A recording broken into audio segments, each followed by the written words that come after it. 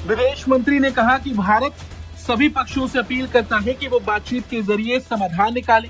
उन्होंने साफ शब्दों में कहा कि किसी भी फैसले में वेनेजुएला के आम लोगों की सुरक्षा और भलाई को सबसे ऊपर रखा जाना चाहिए। I think we put out a statement yesterday, so I would urge you to look at it. And obviously, what happened? Essentially, if I can sum up the statement, the long and short of the statement was that yes, we are concerned that. ताड़ साहब, ये जो Trump साहब ने Venezuela में गए ने बंदा चौक के राती कमरे चौक के बंदा लहन ने, ताड़ साहब इसको जरा एक्सप्लेन करें। दुनिया कह रही है इंटरनेशनल लॉ कोई नहीं है, ये है वो है, उन्होंने पकड़ के उसको उठा के ले गए हैं और समझ नहीं आ रही। वो ग्रीनलैंड वाले भी डर रहे हैं, सारे डरे ने किधर साढ़े घर ना वड़ जाए अमेरिकी आगे। स्विच ऑफ हो गया, मामला बिल्कुल स्विच ऑफ हो गया। देखिए, अमेरिका को जीतना था। Venezuela and the United States of America is no fight, there is no fight. इसमें कोई वॉर नहीं है, ये एक तरफा मार है। समझ रहे मेरी बात? एक तरफा मार है ये। कहते हैं अब मन बना लिया कि वर्ल्ड ऑर्डर जो चेंज हो रहा है उसके अंदर हम स्पेक्टेटर बन के काम नहीं करेंगे। We want to be a player and player भी वो हु वांट्स टू विन। और यही चीजें हैं जो वेस्टर्न पावर्स को तंग कर रही हैं। तो वेनेजुएला के लिहाज से जो चीजें मैंने खास कर देखी, जब मैं रिसर्च करता हूं चीमा साहब, एक बड़ा इंटरेस्टिंग फैक्ट है, अभी तक किसी ने निकाला। मैंने देखा है कि निकोलस मुडोरो का रिलीजन क्या था। सबसे पहले वहां से शुरू करना चाहता हूं। चीमा साहब, दादा उसका ज्यूइश था जो कैथोलिक बाद में बना, लेकिन वो खुद क्या था? वो हिंदू गुरु है, सत्या साईं बाबा। कि जब अमेरिका पीटेगा वेनेजुएला को तो वेनेजुएला चुप होकर मार खाएगा। ये तो बात मुझे समझ में आती है, क्योंकि अमेरिका की मिलिट्री माइट वेनेजुएला से 1000 गुना ज्यादा है। दोस्तों, वेनेजुएला में जो हुआ उसने पूरी दुनिया को हिलाकर रख दिया है। डोनाल्ड ट्रंप ने वहां के राष्ट्रपति मादुरो को गिरफ्तार कर लिया है और एक ही झटके में पूरी सत्ता पलट दी है। जहां वेस्टर्न कंट्रीज अमेरिका के इस कदम पर या तो चुप हैं या फिर तालियां बजा रही हैं, तो वहीं दूसरी ओर भारत ने एक अलग और दमदार रास्ता चुना है। लग्जमबर्ग के दौरे पर गए भारत के विदेश मंत्री डॉक्टर एस जयशंकर ने आखिरकार अपनी चुप्पी तोड़ ही दी है और उनका बयान वॉशिंगटन में बैठे लोगों को शायद पसंद ना आए। जयशंकर जी ने साफ शब्दों में कहा कि भारत वेनेजुएला की हालत से गंभीर रूप से चिंतित है। उन्होंने अमेरिका के नाम लिए बिना एक बहुत बड़ा संदेश दिया है कि ताकत के दम पर नहीं बल्कि बातचीत से मसले हल होने चाहिए। उनका कहना है कि इस पॉलिटिकल दंगल में वहाँ की आम जनता का पिसना बिल्कुल ठीक नहीं है और उनकी सुरक्षा सबसे ज़्यादा ज़रूरी है। ये बयान दिखाता है कि भारत अब किसी भी सुपर पावर के पिछलग्गू नहीं है। हम ग्लोबल साउथ की एक जिम्मेदार आवाज़ बन चुके हैं जो रिजीम चेंज के वायलेंट तरीके को बिल्कुल भी सपोर्ट नहीं करते, उसके बजाय पीस और स्टेबिलिटी की बात करते हैं और उसी में यकीन करते हैं। आज के वीडियो में हम समझेंगे कि कैसे भारत ने बिना किसी से डरे सच्चाई का आईना सामने रख के अमेरिका को भी हैरान कर दिया है। जयशंकर का संदेश बिल्कुल स्पष्ट था। राजनीतिक खींचतान का खामियाजा जनता को नहीं भुगतना चाहिए। विदेश मंत्री ने यह भी याद दिलाया कि भारत और वेनेजुएला के रिश्ते कोई नए नहीं, दोनों देशों के बीच सालों से अच्छे और मजबूत संबंध रहे। ताड़ साहब, ये जो ट्रम्प साहब ने वेनेजुएला में गए ने बंदा चौक के राती कमरे चौक के बंदा लहन ने, ताड़ साहब इसको जरा एक्सप्लेन करें। दुनिया कह रही है इंटरनेशनल लॉ कोई नहीं है, ये है वो है, उन्होंने पकड़ के उसको उठा के ले गए हैं और समझ नहीं आ रही। वो ग्रीनलैंड वाले भी डर रहे हैं, सारे डरे ने किधर साढ़े घर ना वड़ जाए अमेरिकी आगे। एक तो इसको जरा एक्सप्लेन करें। वेनेजुएला के लिहाज से जो चीजें मैंने खास कर देखी, जब मैं रिसर्च करता हूं चीमा साहब, एक बड़ा इंटरेस्टिंग फैक्ट है, अभी तक किसी ने निकाला। मैंने देखा है कि निकोलस मुडोरो का रिलीजन क्या था। सबसे पहले वहां से शुरू करना चाहता हूं। चीमा साहब, दादा उसका ज्यूइश था जो कैथोलिक बाद में बना, लेकिन वो खुद क्या था? वो हिंदू गुरु है, सत्या साईं बाबा।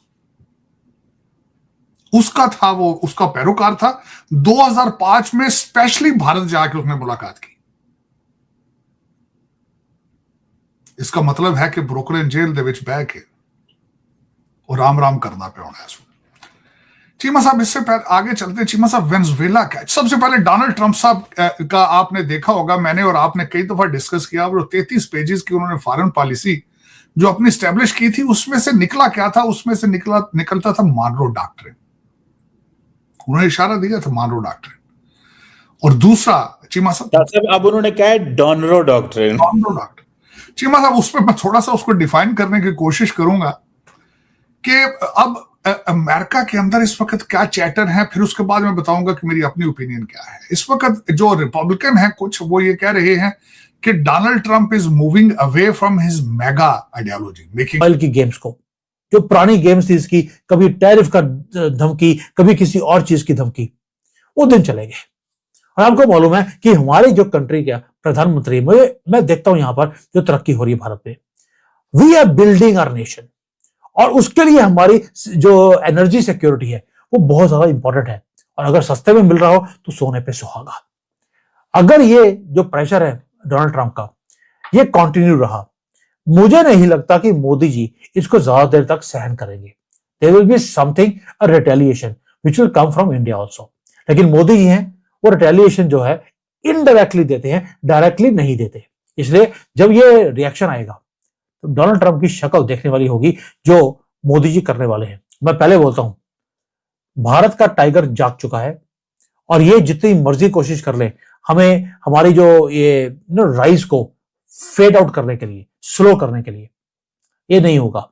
क्योंकि भारत ने अब मन बना लिया कि वर्ल्ड ऑर्डर जो चेंज हो रहा है उसके अंदर हम स्पेक्टेटर बन के काम नहीं करेंगे। We want to be a player, and player भी वो हु वांट्स टू विन।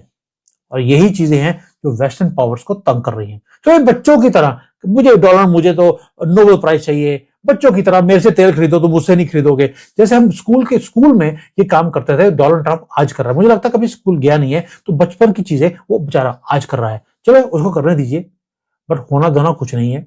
महाद्रोह को उठा के ले गया, हिम्मत नहीं है कि मोदी को उठा के ले जाए। अगर मोदी को उठा के लेके जाने की हिम्मत भी वैसे तो होगी नहीं, अगर कोशिश भी करी, आप सोच के देखिए कि डोनाल्ड ट्रंप का हाल क्या होगा उसके बाद। वो 140 करोड़ है हम लोग, वैसे मैं गलती कर दी, 140 करोड़ करके 100 करोड़ है हम लोग, बाकी तो इलीगल है। तो दोस्तों, डॉक्टर एस जयशंकर जी का ये बयान सिर्फ एक फॉर्मेलिटी नहीं है, बल्कि भारत की इंडिपेंडेंट फॉरेन पॉलिसी का एक पुख्ता सबूत है।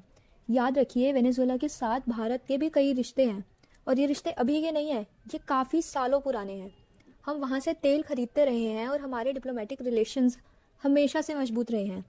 जब विदेश मंत्री कहते हैं कि party should sit down and talk, तो वो इनडायरेक्टली ये कह रहे हैं कि बंदूक की नोक पर लिए गए फैसले कभी भी सस्टेनेबल नहीं होते, और इनका खामियाजा आम लोगों को भुगतना पड़ता है।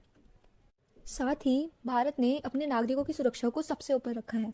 विदेश मंत्रालय ने वहाँ रह रहे भारतीयों के लिए एक हेल्पलाइन नंबर जारी किया है, और एम्बेसी को भी हाई अलर्ट पर रखा है। ये है नया भारत, जो सिर्फ दुनिया को शांति का पाठ नहीं पढ़ाता, बल्कि अपने लोगों का भी ख्याल रखना जानता है। अमेरिका शायद चाहता है कि भारत उनके एक्शंस पर आंख बंद करके मोहर लगाए, लेकिन भारत सरकार ने इंसाफ और जनता के हित को चुना है।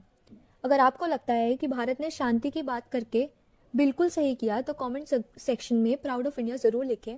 इस वीडियो को लाइक करके चैनल को सब्सक्राइब कर बेल आइकन दबाना ना भूलें। जय हिंद।